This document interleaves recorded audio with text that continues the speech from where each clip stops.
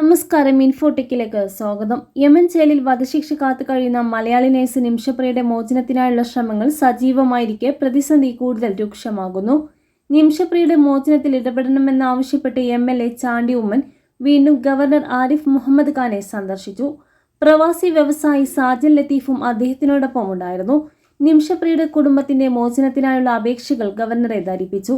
നേരത്തെയും ചാണ്ടി ഉമ്മൻ ഇതേ ആവശ്യമുന്നയിച്ച് ഗവർണറെ കണ്ടിരുന്നു. ഇതിന്റെ തുടർച്ചയായി ഗവർണർ കേന്ദ്ര സർക്കാരുമായി വിഷയത്തിൽ ആശയവിനിമയം നടത്തുകയും ചെയ്തിരുന്നു. അതേസമയം നിമിഷപ്രിയയെ കൊലപ്പെടുത്തിയ യമൻ പൗരൻ തലാലിന്റെ സഹോദരൻ അബ്ദുൽ ഫത്താഹ് മെഹ്ദി നിമിഷപ്രിയയുടെ വധശിക്ഷ എത്രയും വേഗം നടപ്പിലാക്കുന്ന ആവശ്യപ്പെട്ട് വീണ്ടും രംഗത്തെത്തിയിരിക്കുകയാണ്.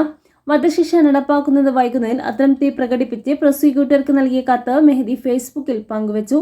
വധശിക്ഷ നീട്ടിവെച്ച് 15 ദിവസമായിട്ടും പുതിയ തീയതി നിശ്ചയിക്കാത്തതിലുള്ള ആശങ്കയും കത്തിൽ പറയുന്നു. ഏതെങ്കിലും തരത്തിലുള്ള മധ്യസ്ഥ ശ്രമങ്ങളോ ചർച്ചകളോ തങ്ങൾ ആഗ്രഹിക്കുന്നില്ല എന്നും വധശിക്ഷ നടപ്പാക്കണമെന്ന നിലപാടിൽ ഉറച്ചു നിൽക്കുന്നുവെന്നും കത്തിൽ വ്യക്തമാക്കുന്നു. നിമിഷപ്രിയയുടെ വധശിക്ഷ റദ്ദാക്കി എന്ന തരത്തിൽ കേരളത്തിൽ ചർച്ചകൾ സജീവമാകുന്നതിനിടെയാണ് തലാലിന്റെ കുടുംബം വീണ്ടും ശക്തമായ നിലപാടുമായി മുന്നോട്ട് വന്നിരിക്കുന്നത്.